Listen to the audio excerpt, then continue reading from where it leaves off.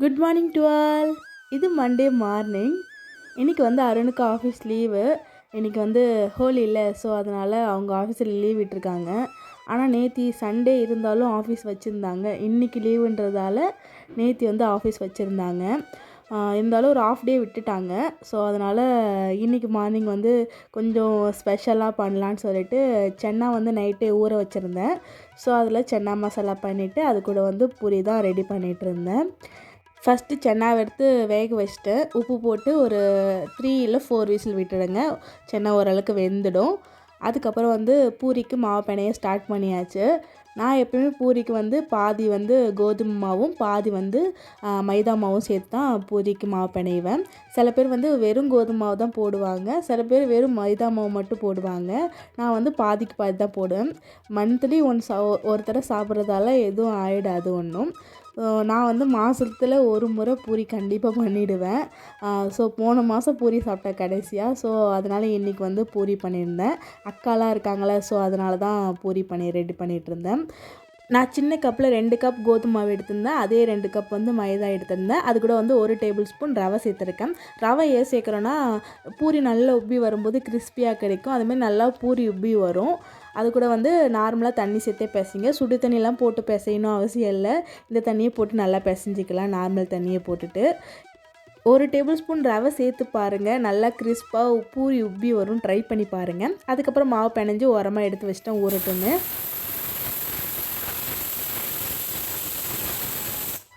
ஒரு பக்கம் சென்னா வெந்துடுச்சு, அதை எடுத்து ஓரமாக வச்சுட்டேன். அதுக்கப்புறம் சென்னா மசாலாவுக்கு தேவையான வெஜிடபிள்லாம் எடுத்து வாஷ் பண்ணிவிட்டு அதை கட் பண்ணுறதுக்கு ஸ்டார்ட் பண்ணியாச்சு. இந்த சென்னா மசாலா, பாலக் பன்னீர், அப்புறம் பன்னீர் பட்டர் மசாலா, கடாய் சிக்கன் இதெல்லாம் வந்து இப்போ வந்து தான் நான் இங்கே கற்றுக்கிட்டேன். கல்யாணம் ஆனதுக்கப்புறம் தான் எல்லாம் யூடியூப் பார்த்து தான் கற்றுக்கிட்டேன். ஆனால் டேஸ்ட் ரொம்ப சூப்பராக இருக்கும் நான் பண்ணால். அருணுக்கு ரொம்ப பிடிக்கும். அதுவும் சப்பாத்தி கூடலாம் வச்சு சாப்பிடும்போது இந்த சென்னா மசாலாலாம் ரொம்ப சூப்பராக இருக்கும். இப்போ தான் கல்யாணம் ஆனதுக்கப்புறம் தான் நான் இதெல்லாம் கற்றுக்கிட்டேன். எனக்கு வந்து யூடியூப் பார்த்து பண்ணும்போது ஸ்வீட் ரெசிபி அவ்வளோ சீக்கிரம் கரெக்டாக வராது. பட் இந்த மாதிரி ஸ்பைசியான சாப்பாடெலாம் இருக்குல்ல, அதெல்லாம் நான் கரெக்டாக பண்ணிவிடுவேன். அந்த ஸ்வீட் ரெசிபி தான் கொஞ்சம் சொதப்பும். ஃபஸ்ட் டைம் பண்ணும்போது கொஞ்சம் லைட்டாக சொதப்பும். செகண்ட் டைம் வந்து கரெக்டாக மேனேஜ் பண்ணி பண்ணுவேன். தேர்ட் டைமில் நல்லா பர்ஃபெக்டாக பண்ணிவிடுவேன் ஸ்வீட் மட்டும். ஆனால் இந்த மாதிரி காரமான ஐட்டம் பண்ணும்போது கரெக்டாக பண்ணுவேன். ஃபஸ்ட் டைம் பண்ணும்போது அவ்வளோ டேஸ்ட்டாக வந்துடும். இப்போ இந்த சென்னா மசாலா எப்படி பண்ணாலும் பார்க்கலாமா? ஃபஸ்ட்டு ஒரு பேனில் கொஞ்சமாக ஆயில் சேர்த்துக்கோங்க. அது கூட வந்து ஒரு 4-5 கிராம்பு, ஒரு சின்ன துண்டு பட்டை, 2 ஏலக்காய் சேர்த்துக்கோங்க. இது லைட்டாக சிம்லேயே வச்சுக்கோங்க, தீய விட்டுறாதீங்க. சிம்மில் வச்சுட்டு லைட்டாக பொரிஞ்சதும் இதில் வந்து ஒரு 4-5 பல் பூண்டு, ஒரு சின்ன துண்டு இஞ்சி கட் பண்ணி சேர்த்துட்டு ஒரு பச்சை மிளகாய் இதெல்லாம் சேர்த்து நல்லா எண்ணெயிலே வதக்கினதுக்கப்புறம் ஒரு வெங்காயத்தை கட் பண்ணி சேர்த்துக்கோங்க. அதையும் லைட்டாக வதக்கி விட்டுக்கோங்க. இது லைட்டாக வதங்கினது இதில் வந்து ஒரு 10 இல்லை ஒரு 5 இல்லை 10 முந்திரி சேர்த்துக்கோங்க. சேர்த்துட்டு இதையும் நல்லா வதக்கி விட்டுட்டு அது கூட வந்து ஒரு 3 தக்காளி இல்லை 4 தக்காளியில் சேர்த்துக்கோங்க. தக்காளி வந்து கொஞ்சம் ஜாஸ்தியாக சேர்க்கணும் சென்னா மசாலாவுக்கு. அப்போ தான் டேஸ்ட் நல்லா புளிப்பாக இனிப்பாக நல்லாயிருக்கும். ஸோ 4 தக்காளி சேர்த்து நான் வந்து 3 தக்காளி பெருசாக இருக்கிறதால நான் 3 தக்காளி சேர்த்துருக்கேன். நீங்கள் சின்னதாக இருந்தால் ஒரு 4 இல்லை 5 கூட சேர்த்துக்கலாம். அது கூட உப்பு சேர்த்தா நல்லா வதங்கும். ஸோ உப்பு சேர்த்துட்டு நல்லா வதக்கி விட்டுக்கோங்க. இது நல்லா வதங்கிறதுக்கு லிட் போட்டு வேக வச்சுடுங்க. லிட் போட்டு வேக வச்சுட்டு நல்லா குழஞ்சி வரும்போது அடுப்பை ஆஃப் பண்ணிவிட்டு இதை நல்லா ஆற விட்டு ஒரு நல்ல ஃபைன் பேஸ்ட்டாக அரைச்சி எடுத்துக்கலாம். சென்னா நல்லா வெந்துடுச்சு. எடுத்து பார்த்தா நல்லா அப்படி அமுங்கிற ஸ்டேஜில் இருந்தால் போதும். நல்லா குழஞ்சிருந்தாலும் நல்லா இருக்காது. நல்லா கடித்து சாப்பிட்ற மாதிரி இருக்கணும். இந்த மாதிரி இருக்கணும். இப்போ வந்து இதை ஸ்டெயின் பண்ணி எடுத்துக்கலாம். கீழே ஒரு பாத்திரம் வச்சு அப்புறம் ஸ்டெயின் பண்ணிக்கோங்க. இந்த தண்ணி நம்மளுக்கு தேவைப்படும், வேஸ்ட் பண்ண வேணாம். இது வந்து நம்ம கிரேவி கூட அப்படியே சேர்த்துக்கலாம், ஒன்றும் பிரச்சனை இல்லை. கொஞ்சமாக பாப்பாவுக்கு மட்டும் தனியாக எடுத்து வச்சுட்டேன். உப்பு சேர்த்துருக்கிறதால கொஞ்சமாக சேர்த்துருக்கேனா, ஸோ பாப்பா சாப்பிடுவோம் அப்படியே எடுத்து. ஸோ அதனால் பாப்பா கொஞ்சமாக எடுத்து வச்சுட்டு அதுக்கப்புறம் மிச்சம் உள்ள சென்னாவை வந்து கிரேவி பண்ணிக்கலான்னு ஓரமாக வச்சுட்டேன். பாப்பாவுக்கு நான் ஊட்டி விட்றதோட அவளே சாப்பிட்டா தான் அவளுக்கு பிடிக்கும். ஏன்னா நம்ம ஊட்டி விட்றேன்னு சொல்லி வாயில் ஃபுல்லாக திணிச்சு விட்டுருவோம். நான் நேற்று அவளே சாப்பிட்டான்னு வச்சுக்கோங்களேன், அழகாக பொறுமையாக சாப்பிட்டா. கொஞ்சம் லேட்டாக தான் ஆகும், இருந்தாலும் பரவாயில்ல. அவளே சாப்பிட்டா கொஞ்சம் அழகாக சாப்பிட்டுக்குவா. எங்கேயும் சிந்த மாட்டா, எல்லாத்தையுமே காலி பண்ணி கொடுத்துருவா. ஸோ இந்த மாதிரி கடலை, ஃப்ரூட்ஸு, வெஜிடபிள் எதனா அவிச்சு கொடுத்தா கூட சாப்பிடுவா. அவளுக்கு பிடிக்கும் இந்த மாதிரி ஐட்டம்ஸ்லாம். ஸோ அதனால தான் கடலை இதுமாரிலாம் கொடுக்குறேன் இப்போல்லாம். அது நல்லா ஃபைன் பேஸ்ட்டாக அரைச்சதுக்கப்புறம் திரும்பி அதே பேனில் கொஞ்சம் தாராளமாக எண்ணெய் சேர்த்துக்கோங்க. எண்ணெய் நல்லா காஞ்சதும் அடுப்பு சிம்லேயே வச்சுட்டு 1 டீஸ்பூன் சில்லி பவுடர், 1.5 டீஸ்பூன் கொத்தமல்லி பவுடர் இதெல்லாம் சேர்த்து லைட்டாக மிக்ஸ் பண்ணி விட்டுட்டு அதுக்கப்புறம் வந்து நம்ம அரைச்சி வச்சுருக்கிற பேஸ்ட்டையும் உள்ளே சேர்த்துருங்க. அடுப்பு சிம்லேயே வச்சுக்கோங்க, ஏன்னா மசாலா வந்து தீஞ்சிரும். ஸோ அதனால தான் அதை சேர்த்துட்டு நம்ம வேக வச்சுருக்கல சென்னா தண்ணி அதையே வந்து அது கூட ஆட் பண்ணிக்கோங்க. ஆட் பண்ணிவிட்டு கொஞ்சமாக வந்து நல்லா மிக்ஸ் பண்ணிவிட்டு கொஞ்சமாக வந்து 1 டீஸ்பூன் வந்து கரம் மசாலா சேர்த்துக்கலாம். கரம் மசாலா சேர்த்துட்டு மிக்ஸ் பண்ணி விட்டுட்டு மூடி போட்டு ஒரு 5 நிமிஷத்துக்கு நல்லா ஹை ஃப்ளேமில் கொதிக்க விட்டுக்கலாம். அப்போ தான் பச்சை வாசனைலாம் போயிருக்கும். ஒரு 5 நிமிஷம் கொதிக்கட்டும். 5 நிமிஷம் ஆனதுக்கப்புறம் இதில் நம்ம வந்து வேக வச்சுருக்கிற சென்னாவை சேர்த்துடலாம். சென்னா சேர்த்துட்டு திரும்பி வந்து இது ஒரு 2 நிமிஷம் கொதிக்க வச்சிடலாம். அப்போ தான் சென்னா நல்லா மசாலாவோட மிக்ஸ் ஆகி வரும். ஸோ அதனால தான் இன்னும் ஒரு 2 நிமிஷம் கொதிக்க வச்சா போதும். அவ்வளோதான். 2 நிமிஷம் ஆனதுக்கப்புறம் நல்ல எண்ணெய் பிரிஞ்சு சூப்பராக வரும். சிம்மில் வச்சுருங்க. சிம்மில் ஒரு 1 நிமிஷம் வச்சா இது மாதிரி எண்ணெய் நல்லா பிரிஞ்சு வரும். அவ்வளோதான், சென்னா மசாலா ரெடி. கடைசியாக வந்து அவங்கக்கிட்ட வந்து கசூரி மெத்தி இருந்தால் கசூரி மெத்தி சேர்க்கலாம். அப்படி இல்லைனா கொத்தமல்லியை கட் பண்ணி சேர்த்துருங்க. அவ்வளோதான், சென்னா மசாலா ரெடி. இது அப்படியே சாப்பிட்லாம், ஒன்றும் பிரச்சனை இல்லை. இதில் கொஞ்சமாக ஓமப்பொடி, வெங்காயம், கொத்தமல்லியெல்லாம் கட் பண்ணி அப்படியே போட்டு கூட சாப்பிட்லாம். அப்படி இல்லை சப்பாத்தி, பூரி இது மாதிரி சைடிஷாக கூட வச்சு சாப்பிட்லாம். டேஸ்ட் சூப்பராக இருக்கும். ட்ரை பண்ணி பாருங்கள். அதுக்கப்புறம் வந்து பூரி சுட ஸ்டார்ட் பண்ணியாச்சு. பூரி வந்து சின்ன சின்னதாக தான் நான் வந்து சுடுவேன், ரொம்ப பெருசாலாம் சுட மாட்டேன். அதுவே நல்லாயிருக்கும், குட்டி குட்டி பூரியாக தான் சுடுவேன். ஃபஸ்ட்டு மாவை எடுத்துகிட்டு அதுக்கப்புறம் வந்து தேய்ச்சிட்டு ரொம்ப திக்காகவும் தேய்க்கக்கூடாது, ரொம்ப தின்னாகவும் தேய்க்கக்கூடாது. ஓரளவுக்கு மீடியமாக தேய்ச்சிருங்க. இல்லைனா ரொம்ப திக்காக இருந்தாலும் உப்பி வராது, ரொம்ப தின்னாக இருந்தாலும் ஓட்டை விழுந்துரும், உப்பி வராது. ஸோ ஓரளவுக்கு மீடியமாக தேய்ச்சி போட்டுருங்க.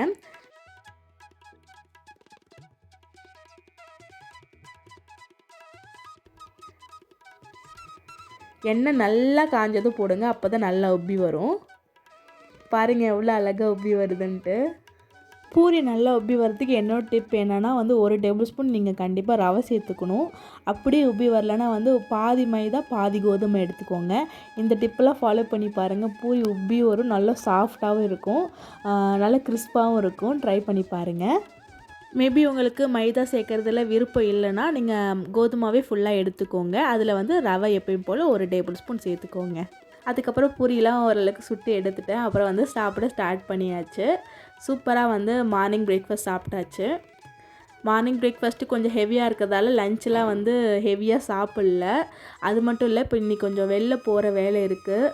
அக்கா வந்து ஊருக்கு கிளம்புறாங்க இன்னும் 3 டேஸில். ஸோ அதனால் எங்கன்னா வெளில போகலான்னு சொல்லிட்டு வெங்கடேஸ்வரா கார்மெண்ட்ஸ் தான் போயிருந்தோம், கிளம்பிட்டு இருந்தோம்.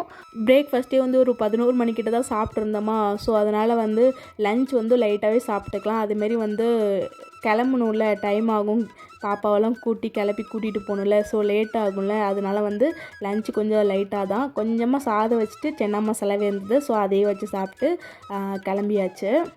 ஃபஸ்ட்டு பாப்பாவுக்கு தம்பிக்கெல்லாம் பால் ஆற்றி எடுத்துகிட்டு தான் கிளம்பியிருந்தோம். போனால் வந்து பால் ஆற்றி தான் எடுத்துகிட்டு போகணும். எங்கன்னா 1 ஹவர் இல்லை 1 ஹவருக்கு மேலே போனால் கண்டிப்பாக வந்து பால் எடுத்துகிட்டு போகணும். ஏன்னா நம்மளை டார்ச்சர் பண்ண ஆரம்பிச்சிருவாங்க. ஸோ அதனால தான் பால் கொஞ்சம் எடுத்துக்கிட்டு கிளம்பியாச்சு.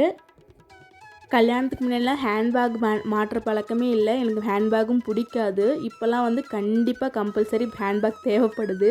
அதில் பால் பாட்டில், வாட்டர் பாட்டில், அப்புறம் ஒரு டயப்பர், அதுக்கப்புறம் வைப்ஸு இதெல்லாம் வச்சு எடுத்துகிட்டு போகிறதுக்கு கண்டிப்பாக ஹேண்ட்பேக் தேவைப்படுது. சீக்கிரமும் கிளம்ப முடியாது, நம்மளாம் டக்குன்னு கிளம்பிடலாம். ஆனால் பாப்பாவை கிளப்பி கூட்டிகிட்டு போனால் காலையிலேருந்து ரெடி ஆகணும், அப்போ தான் கரெக்டாக இருக்கும்.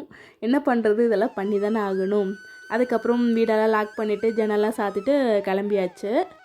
வீட்டுக்கு பக்கமே தான் இருக்குது ஒரு வெங்கடேஸ்வரா கார்மெண்ட்ஸ். இப்போ நாங்கள் புது வீடு மாற்றிருக்கோம், இது அட்டிபெல்லு. ஸோ அட்டிபெல்லுக்கிட்டேயே ஒரு வெங்கடேஸ்வரா கார்மெண்ட்ஸ் இருக்குது, ரொம்ப பெருசு. ரொம்ப நாளாக போகணும்னு நினச்சிட்டு இருந்தாங்க. இப்போ தான் டைம் கிடச்சிது. ஸோ அதனால் அக்கா வேறு வந்திருக்காங்களா, சரி அப்படியே போயிட்டு வந்துடலான்னு சொல்லிட்டு கிளம்பியாச்சு. ஆல்ரெடி சொல்லியிருப்பேன், அங்கே வந்து பிராண்டட் ட்ரெஸ் எல்லாம் கம்மியாகவே கிடைக்கும்.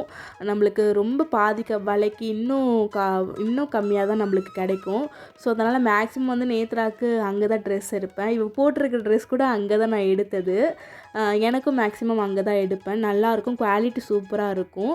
பிராண்டட் ட்ரெஸ்ஸே தான் அப்படியே ரொம்ப கம்மி விலைக்கு கொடுப்பாங்க.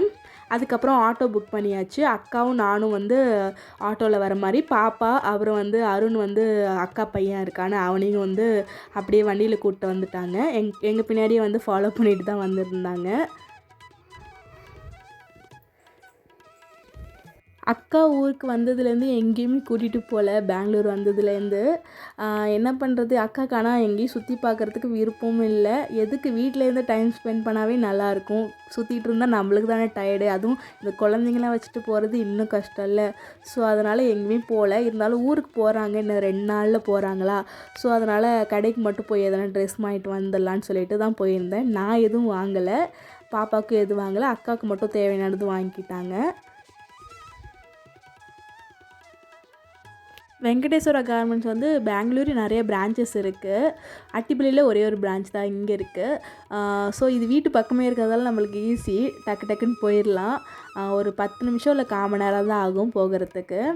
வந்தாச்சு. வந்ததும் ஃபஸ்ட் ஃப்ளோரில் வந்து கிட்ஸுக்கானது இருந்தது. இந்த ட்ரெஸ் எல்லாம் பார்க்க அவ்வளோ க்யூட்டாக இருந்தது. 400 என்னமோ ப்ரைஸ் போட்டிருந்தது. பட் நேத்ராக்கு வாங்கலை. இப்போதைக்கு ட்ரெஸ் இருக்குது, ஸோ வேஸ்ட் ஆக வேணான்னு சொல்லிட்டு வாங்கலை. அதுக்கப்புறம் வந்து பாப்பாவுக்கு தம்பிக்கு தான் அக்காவுக்கு அக்கா பையன் இருக்கானா, ஸோ அவங்களுக்கு தான் பார்த்துட்டு இருந்தாங்க. பட் ட்ரெஸ் அவ்வளோவா கலெக்ஷன் இல்லை இங்கே. பட் பெங்களூரில் வெங்கடேஸ்வரா கார்மெண்ட்ஸ் இருக்குது, அங்கே இன்னும் ஜாஸ்தி கலெக்ஷன் இருந்தது. கிட்ஸுக்கு அவ்வளோவா கலெக்ஷன் இல்லை, கொஞ்சம் தான் இருந்தது. நேத்ராக்கும் இந்த காட்டன் ட்ரெஸ் அது மாதிரிலாம் பனியன் கிளாத்லாம் இல்லை.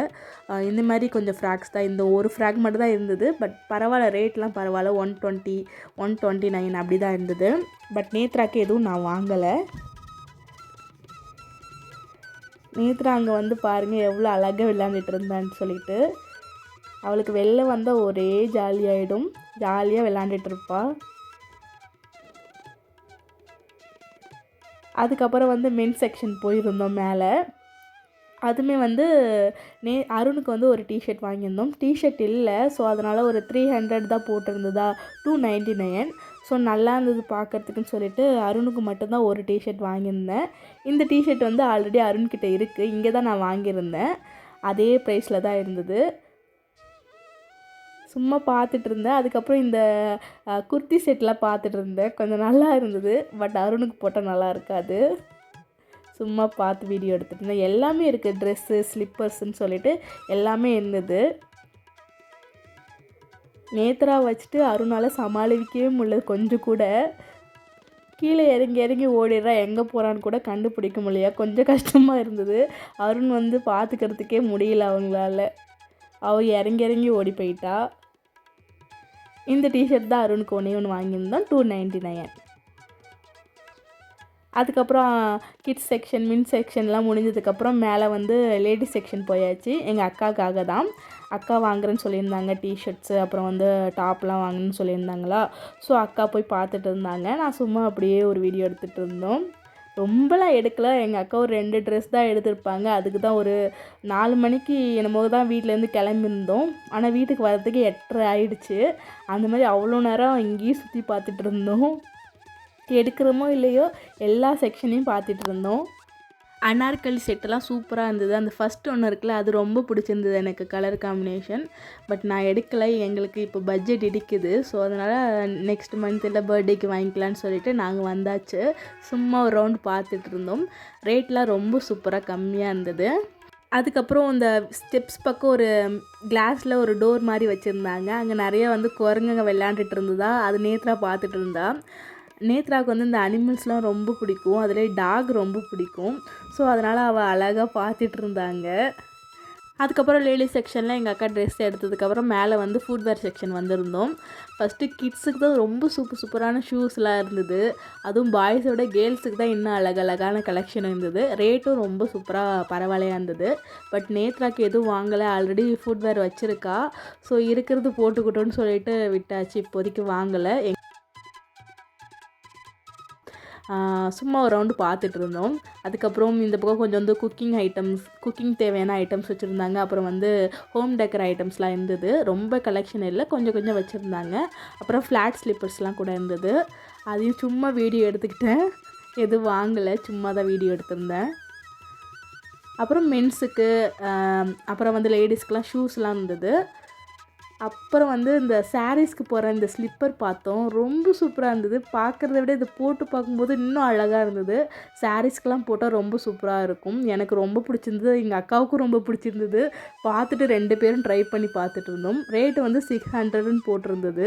பட்டு கொஞ்சம் ரேட் அதிகமாக இருந்ததால் வாங்கலை. கம்மியாக இருந்தால் கூட அப்போ வாங்கியிருந்திருக்க மாட்டேன். எனக்கு ரொம்ப ஆனால் பிடிச்சிருந்தது. காலுக்கு போடும்போது அவ்வளோ அழகாக சூப்பராக இருந்தது. பார்க்கலாம் நெக்ஸ்ட் டைம் வரும்போது இருக்கான்னு. இருந்தால் கண்டிப்பாக வந்து வாங்கிக்குவேன். அருண் வாங்குங்கன்னு தான் சொன்னாங்க. இருந்தாலும் இப்போதைக்கு வேணான்னு சொல்லிட்டு இருக்குது ஆல்ரெடி. ஸோ அது போட்டுக்கலான்னு சொல்லிட்டு வந்தாச்சு. அவ்வளோதான், ஃபுட் செக்ஷனோட முடிஞ்சுது ஃப்ளோரு. அதுக்கப்புறம் கீழே ரிட்டன் வந்தாச்சு.